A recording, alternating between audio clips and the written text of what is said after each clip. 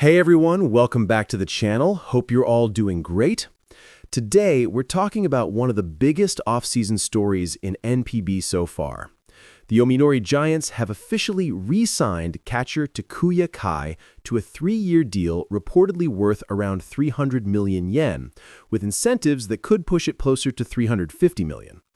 And the fascinating part? They did it after what pretty much everyone agrees was a really tough, borderline disappointing debut season in orange and black. So why are the Giants betting so heavily on a 33-year-old catcher coming off a down year? Let's break it all down. First, the contract itself. It's a 3-year pact, averaging roughly 100 million yen per season. That's actually a slight pay cut from the estimated 120 million he made in 2025. But when you factor in the massive compensation the Giants paid to SoftBank last winter, almost 200 million yen, this new deal is effectively a raise in real terms. More importantly, handing a catcher in his mid-30s a guaranteed 3-year contract is a huge statement of faith from the front office and manager Abe Shota. Now, let's be brutally honest about 2025. Kai played 130 games, hit .218 with a .284 on base and .315 slugging, an OPS of just .599, only 3 home runs and 31 RBIs.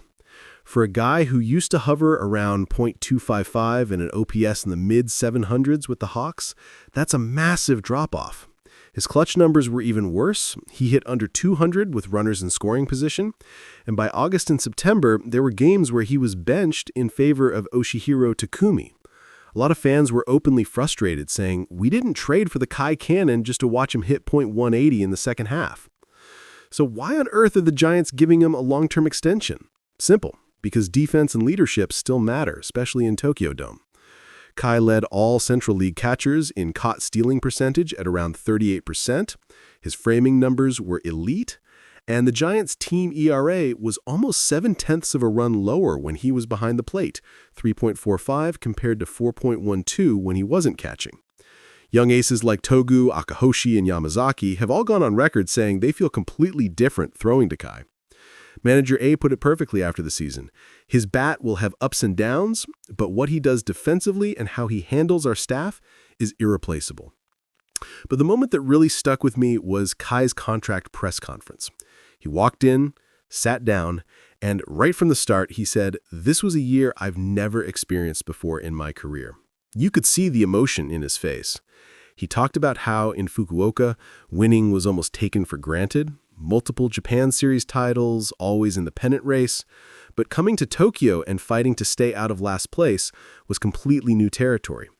He admitted hearing the harsh boos and criticism from the stands hurt, that there were nights he felt helpless. But he also said those voices are exactly why he's more motivated than ever to turn it around. And then he ended with this quiet but intense line. "I still have so much I can do, and so much I have to do."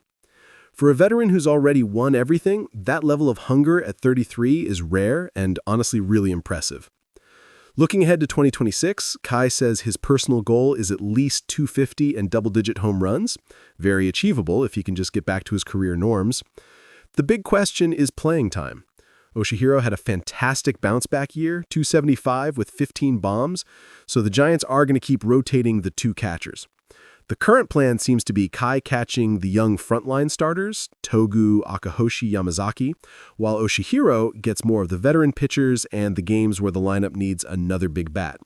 It's not ideal for either player, fantasy-wise, but for the team, it might actually be perfect. Here's my final take.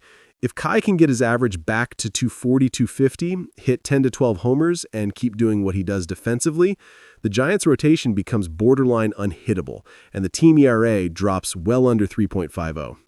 Pair that with Okamoto, Sakamoto, Maru, and a healthy lineup, and suddenly a Central League title isn't a dream, it's a realistic expectation.